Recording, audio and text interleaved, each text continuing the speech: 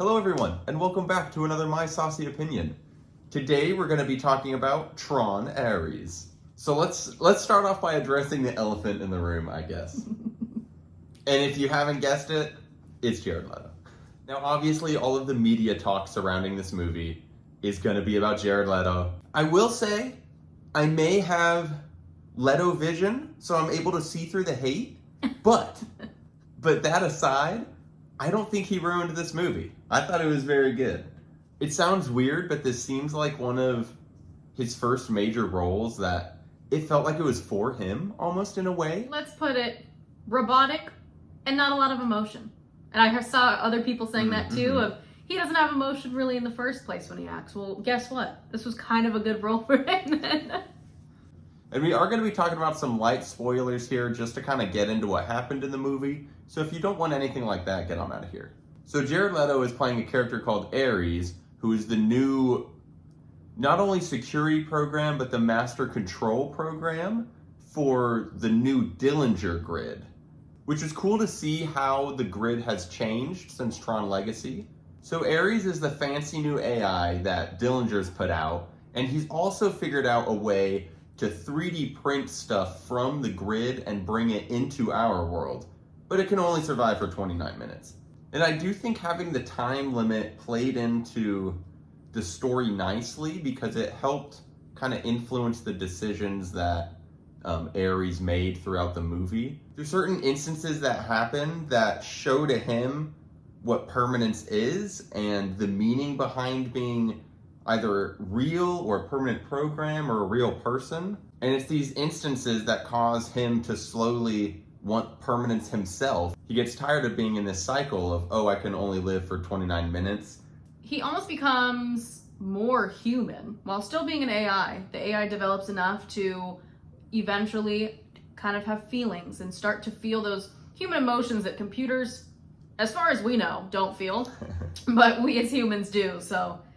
He's tasked with erasing data and memories and stuff like that. And so he's obviously seeing all these and processing all these emotions that they were feeling and etc., which just slowly changes that thought process in his head, which actually gave his character some more depth for how little emotion the character had, which I think was good. I will say with that, I've seen a lot of articles, a lot of my stuff comes from articles here, but basically blaming Leto, where you're like, just chill out, give it a chance, or like, it's still doing well in comparison to Legacy and in their budget that they had, like, freaking people, freaking media. If you're a Tron fan like me, this is exactly how you thought the release was gonna go. It's going smooth. Like, this was all expected. I will say, a lot of people, I think, again, more comments and things I've seen online, which just gets me thinking, moves my brain. Maybe don't like Jared Leto. I'm just throwing that out there because that seems to be people's biggest thing. But they said it didn't even matter because the art in the movie was beautiful. Right. The colors, the contrast. I loved having the red. I think the red really made it stand out. That the movie itself and the visuals overtook anything else that was maybe a little like, I don't know about this. I think a good thing to keep in mind with this movie is not Tron Legacy. If you're expecting Tron Legacy, but Ares version, like this is not Tron Legacy, this is something different, which is obviously good and bad. Going off of what she said, the best part of the movie was hands down the visuals and the soundtrack. It was so engrossing, at least to me. I didn't even need a plot or a story for the Tron movie. I was okay just watching this Tron music video that starred Jared Leto and had a dope-ass soundtrack. Like, I didn't need much more to enjoy the movie. Granted, we did see it in 3D, which I do think the 3D helped with the enjoyment for sure, because all those crazy visual scenes, it's much more prominent in 3D. Yeah, that opening scene was like, dude, they cooked with that thing. Oh my goodness. Yeah, so I think at the end of the day, this Tron movie hits all the boxes you want it to hit for a Tron movie. You got great visuals, you got a great soundtrack, you got an alright story. Like, what more do you want? This movie is its own identity from Legacy, which is a good way to put it. I agree with her. I do think I loved the blue grid in Legacy. Don't get me wrong. But that red is looking nice, dude. it looks cool. I haven't seen Legacy, so I don't know the blue. But I just feel like the whole movie was... I'm not a big fan of DC movies sometimes because it's so dark. And I literally can't see anything because it's so dark. So this movie was dark because they really wanted the red to stand out against all the dark, the blacks and the grays and the shadows that like... It was just so the good. contrast of colors was amazing. It was amazing. It was one of those movies where you could pause it at any point in the film and you have this like cinematic wallpaper shot you could take. And they hit the nostalgia piece a lot too. That's Taking what it I was back going to get into next. Yeah. Okay, the old... I'll let you take it. So they did bring back the nostalgia factor, like I was just saying, where obviously, like you said, you have Jeff Bridges. He's kind of the staple in Tron. I honestly just watched Tron for the first time on like Wednesday. So like 2 days before the movie. But they brought back the old light cycle. So Jared Leto hops in the other grid and he hops in the old light cycle and you see the turns and everything. It just brought back that nostalgic factor where we had someone applaud when Jeff Bridges came on the screen and he was the only one in the theater. Oh, yeah. It was really cute, but like he was like, anybody else? Come on. Like he was really excited about, or she, I don't know. Really excited. It was really cute. It's very clever the way they threw in the nostalgia as well, because I feel like most movies, obviously just everything nowadays, you have your old characters showing up just to show up and so you can promote the film and blah blah blah. Where in this movie, it's incorporated very well in this movie because after, again spoilers, after the permanence code is destroyed, they're sent looking for where it could possibly be again. And the idea strikes of, oh, let's go back to that original computer Flynn had where I found it on in the first place. The plot to now hack the computer and get the permanence code out of that computer is let's send Ares in. And since it's the old computer that Flynn had, it's that old grid from the OG Tron. And so I thought it flowed very nicely. And it didn't feel like they were just going, here's old Tron just for the fun of it. That kind of shock factor. Or the right. It made sense and it had a purpose to the story. And then after that too, you get Jared Leto coming back to our world with permanence now. And he also, his Tron suit changes color. And it's kind of badass, dude.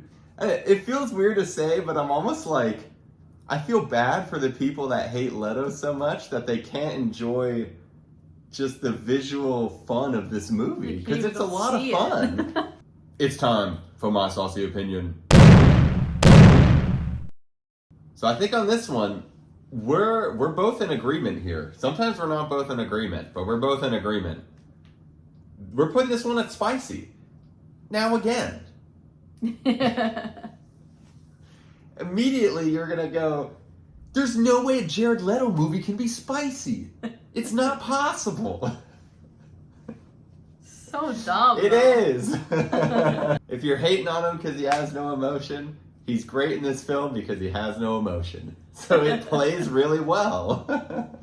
I just think when you look at the overall film combined with all the sound, the visuals, the only thing not keeping it from extreme, but knocking it down some pegs is the story was a little surface level. Obviously, it's a Disney movie, so if they get too complex, they know they're going to lose people in the plot. So they got to keep it very like a kid could watch this and understand what's going on. We didn't talk about the cast at all. We only talked about Jared Leto. No, I kept wanting to throw in Evan Peters, but I didn't know where to put him in. Evan Peters did so good in this movie. He did so good. I love seeing Evan Peters.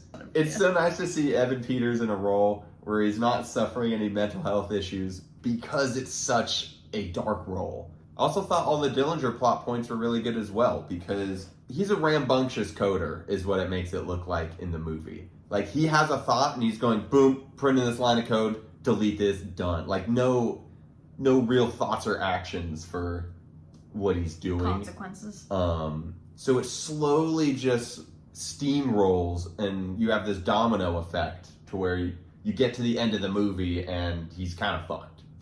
But then you have your post-credits scene, which again, it's kind of a bummer to hear that everyone's like, not boycotting this movie, but refusing to see it because they're leading into some other good stuff and setting up actually what would be a good sequel, which would then have your Tron Legacy characters returning, but we may never get that because it's not ever going to make money. It has to perform, yeah, it's the same thing with Transformers 1, if you remember Transformers 1. No one wanted to see it because Chris Hemsworth was voicing Optimus Prime. They actually made a killer Transformers movie, and now we won't get a second one because no one went out to see it or support it. Which, it's kind of that tough little tango you gotta do. What do you want, people? Do you want it or not? I think the moral of this video here is, this movie's pretty good. Don't knock this movie down just because Jared Leto's in it. You're not even gonna notice he's in it. Like, you follow so many characters throughout this movie that it's not like you're just sitting and staring at Jared Leto for 2 hours. I've been seeing a lot too of, this movie was for the Tron fans, and everyone who is not a diehard Tron fan, they're gonna hate this movie, which I think is kind of showing to be true. I don't know, it's only opening weekend, so we'll see how it goes. Speaking of opening weekend, did you know Tron Ares is now performing worse than Morbius did opening weekend? I bet you didn't.